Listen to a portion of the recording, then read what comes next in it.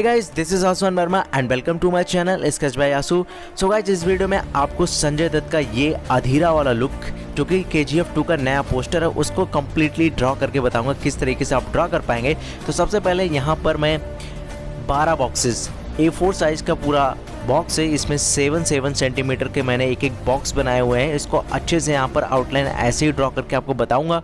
आप जितना ज़्यादा छोटा बॉक्स बनाएंगे उतना ज़्यादा अच्छा आपका आउटलाइन बनेगा। तो आप कोशिश कीजिएगा कि अपने अकॉर्डिंगली जैसे आपको जितनी आपकी प्रैक्टिस है जिस बेसिस पे आप बना सकते हैं तो उसी बेसिस पे आप उतने छोटे या बड़े आप ग्रिड्स को बना सकते हैं अपने पेज पे। देन उसको आप ड्रा करना स्टार्ट कर देंगे तो काफ़ी ज़्यादा अच्छे से आप ड्रॉ कर पाएंगे आउटलाइन। यहाँ पर मैं बहुत ही ज़्यादा बड़ा बनाया हूँ बॉक्स, क्योंकि मेरी प्रैक्टिस है, मैं ड्रॉ कर सकता हूँ, इसीलिए मैंने ऐसा बनाया हुआ है। तो आप भी जैसे चाहें वैसे ड्रॉ कर लीजिएगा। एंड गाइस, यहाँ पर मैं 0.3 mm साकुरा पेंसिल का यूज़ कर रहा हूँ। आप चाहे तो कोई भी मैकेनिकल पेंसिल का यूज़ कर सकते हैं। उसके अलावा यहाँ पर 210 GSM का पेपर यूज़ करूँगा। और उसके बाद यहाँ पर मैं स्टेडलर की ग्रेफाइट और ब्लैक शेड वाली पेंसिल्स का यूज़ करके अच्छे से पूरा ड्रॉ करना सिखाऊंगा, किस तरीके से ड्रॉ करता हूँ। इसके अलावा यहाँ पर जो एक फेस शेडिंग का वीडियो मैंने सेपरेटली ड्रॉ करके बताया हुआ है उसको आप पहले ही देख चुके होंगे, नहीं देखे हैं तो डिस्क्रिप्शन में लिंक है, आप वहां से देख सकते हैं।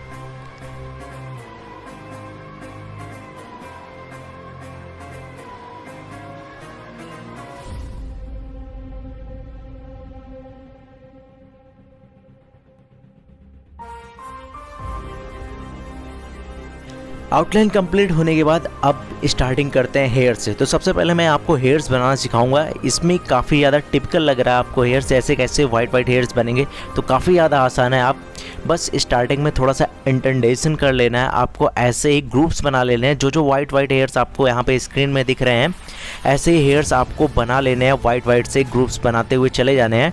कुछ भी नहीं करना, बहुत ही ज़्यादा ईजिली आपका ये वर्क हो जाएगा। अगर आपका पेपर मोर देन 100 GSM होगा तो काफ़ी ज़्यादा बेटर रहेगा। पूरा इंटेंडेशन होने के बाद मैं यहाँ पर डायरेक्टली 7B का ब्लैक शेड वाली पेंसिल का यूज़ करके यहाँ पर अब ड्रॉ करना स्टार्ट करूँगा।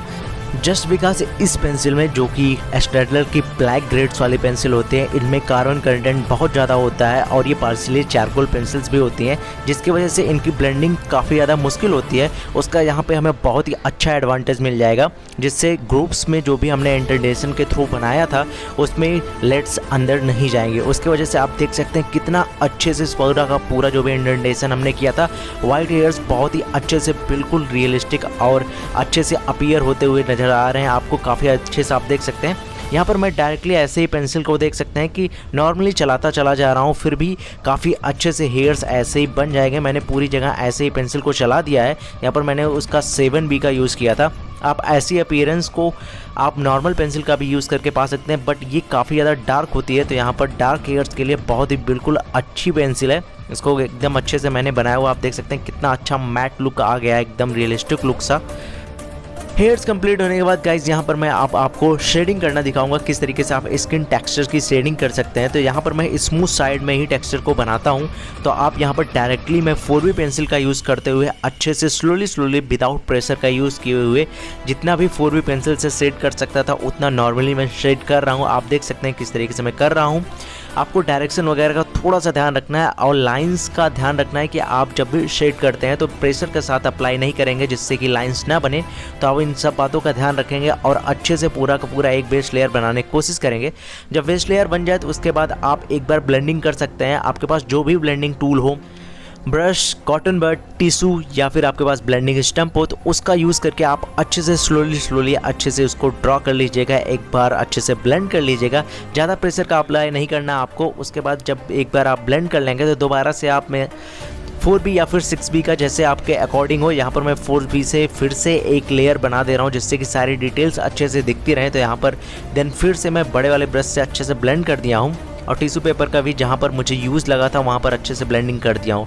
देन गाइज यहाँ पर मुझे डार्क टेक्सचर चाहिए थे और मैट टेक्सचर चाहिए था, इसीलिए मैं यहाँ पर ब्लैक वाली शेड का पेंसिल का यूज़ कर रहा हूँ। आप यहाँ पर कोई भी पेंसिल का और यूज़ कर सकते हैं, 8B या फिर 6B, अपने अकॉर्डिंगली जैसे भी आपको जितनी डार्क टेक्सचर चाहिए उसी के बेसिस पे आप कर सकते हैं। ज़रूरी नहीं है आप 2 तरीके के पेंसिल यूज़ करें। आप एक ही सिंगल पेंसिल यूज़ करके कोई भी ग्रेफाइट या फिर चारकोल का यूज़ करके अच्छे से कर सकते हैं, बट चारकोल में आपको थोड़ी सी प्रॉब्लम आ सकती है। इसलिए मैं कहूँगा कि आप थोड़ा ध्यान रख के अच्छे से बनाइएगा, तभी आपकी ड्राइंग अच्छे से बन पाएगी। और ग्रेफाइट का यूज़ करेंगे तो ज़्यादा बेटर होगा, क्योंकि आप बिगनर्स हैं तो चारकोल बनाने में आपको काफ़ी ज़्यादा कॉम्प्लिकेशंस आ सकती हैं। एंड गाइस चारकोल पेंसिल की मैंने एक सेपरेट ट्यूटोरियल बनाया हुआ है, आप चाहो तो उसको देख सकते हो। मेरी जोकर वाली ड्राइंग उसी पर ही कम्प्लीटली एक ही पेंसिल से मैंने पूरा चारकोल की ड्राइंग बनाई हुई है, आप उसको चाहो तो देख सकते हो। डिस्क्रिप्शन में आपको लिंक मिल जाएगी। उसके अलावा यहाँ पर गाइस मैं बार बार अच्छे से टेक्सचर्स बना दे रहा हूँ। इसके अलावा मैंने एक सेपरेट वीडियो भी बनाया हुआ है स्किन शेडिंग का, इसी का पार्ट है, मैंने उसको पहले अपलोड कर दिया था, उसको भी आप देख सकते हैं। देन गाइस यहाँ पर आपको देख सकते हैं कि किस तरीके से मैंने बार बार लेयर्स बाय लेयर्स को यूज़ करके अच्छे से ब्लेंड किया है। देन उसके बाद मैं डिटेल्स को फिल करने के लिए सारी हाइलाइट्स और जो भी डिटेलिंग है उनको अच्छे से बनाने के लिए कोहिनूर इरेजर पेंसिल का यूज़ कर रहा हूँ। यहाँ पर मैंने मटेरियल्स का भी डिटेल्स मैं दे दूँगा आपको डिस्क्रिप्शन में, उसमें देख लीजिए क्या क्या मटेरियल मैंने यूज़ किया हुआ है। हाईलाइट करने के बाद गाइज यहाँ पर मैं डायरेक्टली 6B पेंसिल का यूज़ कर रहा हूँ अब, जिससे कि मैं सारी डिटेल्स को अच्छे से फिल कर सकूँ और थोड़ा थोड़ा सा ब्लेंडिंग के थ्रू इसकी स्मूथनेस भी बनाए रखूँ, इसीलिए मैं यहाँ पर ग्रेफाइट वाली पेंसिल का यूज़ कर रहा हूँ। 6B पेंसिल है। उसके बाद यहाँ पर मैंने 8B का स्टार्ट कर दिया है यूज़ करना, जिससे कि मैं इसकी आईब्रोज और जो भी ज़्यादा डार्क एरिया है स्किन में उसको अच्छे से बना सकूँ। यहाँ पर मैं डार्क पेंसिल का इसलिए यूज़ नहीं कर रहा हूँ जो कि ब्लैक वाली शेड है, उससे हमें स्मूथनेस नहीं मिलती उतनी अच्छी, इसलिए मैं यहाँ पर डायरेक्टली ग्रेफाइट वाली पेंसिल का ही यूज़ कर रहा हूँ, जो भी 8B या फिर 6B का यूज़ करते हुए अच्छे से ड्रॉ करने की कोशिश कर रहा हूँ। आप भी अगर स्किन शेडिंग में अगर मिक्स करके बनाएंगे तो काफ़ी ज़्यादा अच्छा रहेगा। आप दोनों को मिक्स करके अच्छे से बनाएंगे, एक दो बार प्रैक्टिस करेंगे तो काफ़ी अच्छे से आप ड्रॉ करना सीख जाएंगे। एंड गाइस जब भी आप ऐसे शेडिंग करते हैं तो यहाँ पर आपको बहुत ही ज़्यादा ध्यान रखना पड़ता है आप प्रेशर कैसे अप्लाई करते हैं। आपको डायरेक्टली कोई भी पेंसिल को अप्लाई नहीं करना, आपको बड़े टेक्सचर्स चाहिए तो आप डायरेक्टली 6B 8B का यूज़ कर सकते हैं, बट वहाँ पर आपको प्रेशर का अप्लाई बहुत ज़्यादा नहीं करना, जिससे कि आपका जो पेपर के टेक्सचर होते हैं उसमें जो स्मूथ साइड या फिर आप रफ साइड जैसे भी बनाते हैं, यहाँ पर मैं डायरेक्टली स्मूथ साइड ही बनाता हूँ ऑलमोस्ट, तो यहाँ पर उसमें भी थोड़े थोड़े पोर्स और टेक्सचर्स होते हैं वो भी ख़राब नहीं होने चाहिए, इसलिए मैं लेयर्स बाय लेयर बार बार अच्छे से ड्रॉ करने की कोशिश कर रहा हूँ। आप देख सकते हैं 8B पेंसिल ही मैंने कितनी बार यहाँ पर बार बार लगातार यूज़ किया है, तो ऐसे ही आपको बार बार ड्रॉ करना होता है। आप जैसे भी चाहें अच्छे से ड्रॉ करते हैं, जहाँ पर आपको बहुत ज़्यादा चिकना या फिर स्मूथ चाहिए होता है वहाँ पर आप प्रेशर का अप्लाई कर सकते हैं, वरना आप कोशिश कीजिएगा कि ज़्यादा प्रेशर का अप्लाई नहीं करना, जितना विदाउट प्रेशर अप्लाई किए ही आपको ब्लैकनेस मिल जाए उतना ही काफ़ी है। देन गाइस अब बात करते हैं वीयर्ड्स की। ये वीयर्ड्स हेयर से भी ज़्यादा मुझे इजी लगे थे और बहुत मज़ा आया था बनाने में। इसको मैंने बनाते समय पहले ही उसी तरीके से इंडेंटेशन किया था और सारे वाइट हेयर्स अच्छे से बनाए हुए थे। तो उसके बाद मैंने जो स्किन से ट्रांजिशन वाले स्टेज है जो कि वाइट हेयर्स थे उनको 2B से हल्का हल्का सा मैंने मेंटेन कर दिया। आप देख सकते हैं किस तरीके से मैंने किया। देन उसके बाद मैं 4B और 6B का यूज़ करते हुए लास्टली 8B का यूज़ करूँगा। अच्छे से आप देख सकते हैं कि धीरे धीरे मैं कर रहा हूँ। कोई भी ज़्यादा एक एक हेयर्स बनाने की ज़रूरत नहीं है, आप इंडेंटेशन कर देंगे तो सारे हेयर्स अपने आप ही अपीयर होने लगेंगे। आप देख सकते हैं यहाँ पर सारी अपीयरेंस बिल्कुल अच्छे से आ जा रही है।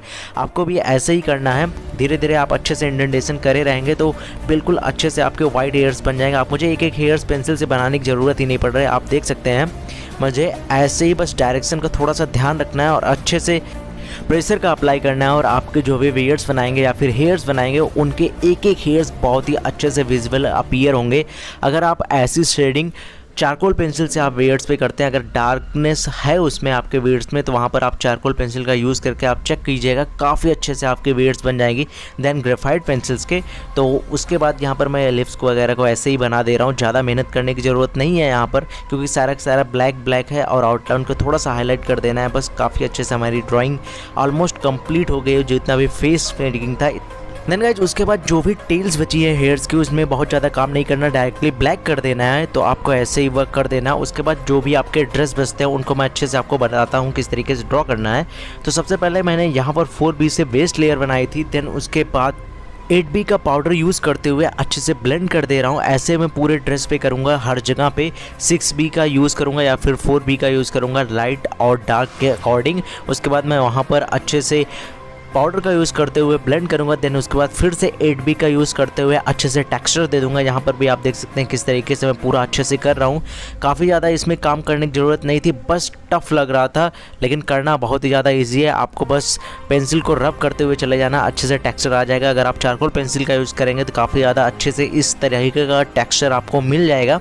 उसके अलावा जो बीच बीच में आपको डॉट्स दिख रहे हैं वहाँ पर मैंने इरेजर पेंसिल से थोड़ा सा डॉट्स रखते हुए चले गए हैं। उसके बाद वहाँ पर साइड साइड में मैंने डार्कनेस के लिए 7B और 8B का यूज़ करते हुए अच्छे से डार्क कर दिया, जिससे कि जो हमारी अपीयरेंस है लाइट टू डार्क अच्छे से ट्रांजिशन बना रहे और पॉइंट्स की तरह अच्छे से दिखता रहे। ऐसे ही पूरी ड्रेस में आपको करना होगा। सेम उसी तरीके से जैसे हमने क्लॉथ को बनाया वैसे ही हमें शॉर्ट का जो हैंडल है उसमें भी वर्क करना है। पहले मैं यहाँ पर 6B और 8B से अच्छे से ड्रॉ कर दिया हूँ। देन उसके बाद उस पे ऊपर अच्छे से पाउडर का यूज़ करते हुए इसको स्मूथ कर दे रहा हूँ, जिससे कि अच्छे से टेक्सचर आ जाए। उसके बाद डायरेक्टली मैंने पूरा जो भी एरिया बचा था अच्छे से ब्लैक करके इरेजर पेंसिल का यूज़ करते हुए, स्केल का यूज़ करते हुए अच्छे से पूरा ड्रॉ कर दे रहा हूँ। सो गाइज आपको ऐसे ही वर्क करना होता है। सारी चीज़ें स्टेप वाइज स्टेप अगर आप फॉलो करेंगे, एक एक पार्ट्स अच्छे से बनाएंगे, जल्दबाजी नहीं करेंगे तो बिल्कुल अच्छे से आप ड्रॉ कर पाएंगे। मुझे लगभग 15 मिनट मुझे सिर्फ यही KGF लिखने में लग गया था, तो आप समझ सकते हैं कितना ज़्यादा टाइम लगता है इन सब चीज़ों को करने में। तो आप भी स्लोली अगर ड्रॉ करेंगे तो बिल्कुल अच्छे से ड्रॉ कर पाएंगे। सो गाइज़ हमारी ड्राइंग पूरी की पूरी अब कंप्लीट हो गई है। मैंने एक एक चीज़ आपको अच्छे से स्टेप वाइज स्टेप समझाने की कोशिश की है। आई होप आपको ये सारी चीज़ें अच्छे से समझ में आई होगी और आपको एक एक डिटेल्स अच्छे से दिख रही हैं। सारी चीज़ें मैं दोबारा से दिखा दे रहा हूँ, जिससे आपको सारी समझ में आ जाए किस तरीके से हमने बनाया है। सो आई होप आपको ये सारी टेक्निक्स अच्छे से समझ में आएंगे एंड वीडियो आपको पसंद आया होगा। पसंद आया तो please hit a like, subscribe to the channel. Thank you so much for watching.